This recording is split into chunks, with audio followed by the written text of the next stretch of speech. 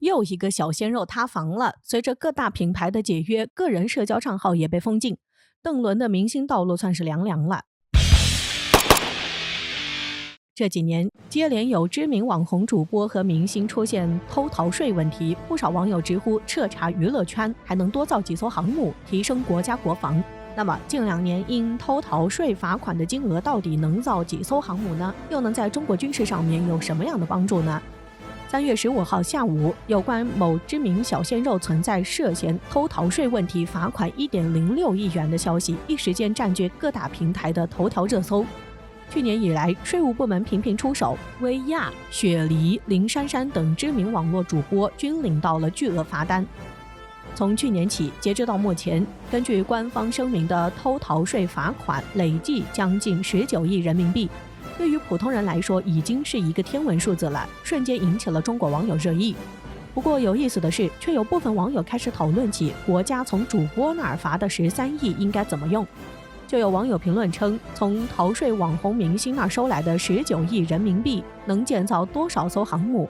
目前中国拥有2艘在役的航母，另外第3艘接近完工，下水在即。而外界预测，未来中国会建造6艘航母，并且至少后2艘会是核动力航母，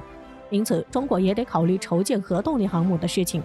不过呢，很快就有网友反驳称，19亿人民币对于绝大多数人而言的确是天文数字，但对于尖端的武器装备而言其实不值一提，尤其是核动力航母这样的吞金巨兽更是9牛1毛。而这样的说法其实是很有道理的。拿美国而言，光看建造费用的话，美国尼米兹级核动力航母造价为60亿美元，折合人民币360多亿，而最新的福特号航母造价更是高达130亿美元，折合人民币830亿。相比之下，13亿人民币的确只是9牛1毛。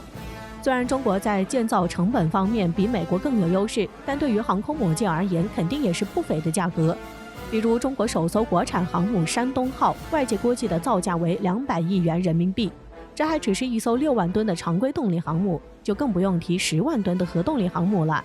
那么19亿究竟能为海军添购什么装备呢？众所周知，在中国主力战舰中，除航母以外，有055型驱逐舰、052D 型驱逐舰、052C 型神盾驱逐舰以及054A 型护卫舰。那它们的造价大概是多少呢？根据推算可以知道，055型驱逐舰造价大概是75亿人民币左右，052D 型驱逐舰造价约为35亿人民币，052C 型神盾驱逐舰不到50亿人民币，054A 型护卫舰在18亿人民币左右。也就是说，这些罚款只能造1艘054A 型护卫舰，而1艘护卫舰对于海军来说是远远不够的。有人又会说了，海军不够，那空军呢？就拿目前中国最先进的隐形战斗机歼20来说，保守估计造价在1亿美元，约合6亿多人民币。而最近首飞的歼20 Ace 造价应该在1.5亿美元往上，也就是9亿多人民币。也就是说，这些罚款可以造3架歼20战斗机、2架歼20 Ace 战斗机。这样来看，对空军来说好像是能发挥点作用了。其实我们还是忽略了一点，在中国空军的队伍中，主要都是战机编制，一个编制至少是10几架飞机，而且空军对飞机的数量要求是远远超过海军对军舰的要求的。毕竟在战争中夺得制空权尤为重要，所以这样一看，19亿人民币对中国空军的投入而言也是微不足道的，所以才会有网友说要彻查娱乐圈，或许有可能造1艘航母。但尽管如此，从娱乐圈和直播圈里靠收税来提升国家国防其实是远远不够的，而真正养活中国军队的还是他们。他们到底是谁呢？其实就是中国的烟民。可能很多人都不了解，中国烟草税在2021年就达到了1.2037万亿元人民币，占到中国税收的6%以上，也就是说相当于5.2个阿里巴巴和腾讯，10个华为。从数据上来看，这1.2万亿人民币是接近中国1年军事费用的，所以才会说真正养活中国军队的是他们。值得注意的是，在中国大约有3.5亿烟民，虽说中国是全球烟草利税第1的国家，但同时每年死于吸烟相关疾病的人数也是全球第1。所以说，因吸烟而导致个人健康问题，也是中国每年产生庞大的医疗费用问题所在。这个问题也是中国必须要考虑到的。回到中国军事费用这个问题上，据中国财政部在全国人大会议上提交的政府预算草案报告显示，中国2022年的军费预算为1.45万亿元，同比增长7.1%。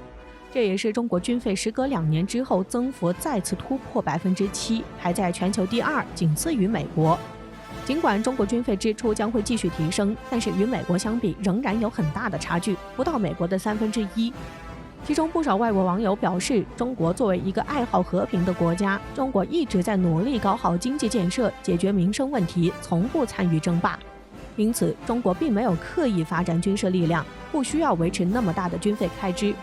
虽说中国军费支出也是按照国防建设和国家安全的需求制定的，实际上中国军费在 GDP 总量的占比不到2%，而美国的军费常年占 GDP 总额的4%左右，占全球各国军费总额的40%。与美国相比，中国的军费支出可以说是相当克制了。所以，中国作为全球第2大经济体，商贸活动遍布全球，而且在海外投资的项目越来越多，客观上也需要一支强大的军队来保护中国商人的海外经营活动。所以，适当提升一下自己军队的战斗力，完全是正当而且必要的。而关于中国军费的议论，年年都会有，要么是说中国军费太高，会对其他国家形成了威胁，要么就是污蔑中国军费支出不透明等等。甚至还有外媒刻意将中国的军费预算与俄乌局势联系起来，完全是别有用心的做法。但中国作为独立自主的大国，中国的军事费用如何分配，也完全都是中国人自己的事情。总之，中国的军费预算完全是根据自身的实际情况制定的，而且不会对任何国家造成威胁。因为我们始终坚持走和平发展路线，但是由于国际形势风云变幻，中国只有不断提升自身实力，才能免受侵扰。除此之外，中国也正在全球开展“一带一路”战略，希望加强与各国之间的合作，同时也意味着中国未来经济增量。不过，还是遭到了美国的搞破坏。前段时间，尼泊尔通过美国的 MCC 协议，或许就是在给中国“一带一路”战略的一个下马威。还有，在中国台湾以及南海问题上，美国多次多管闲事，甚至擦枪走火。中国要解决这些问题，就必须要依靠强大的军事力量来支撑。虽说中国现在的娱乐圈关于明星在道德和价值观的问题上频频出现塌房，引起社会不小关注，对于吃瓜群众来说也只是茶余饭后的谈资。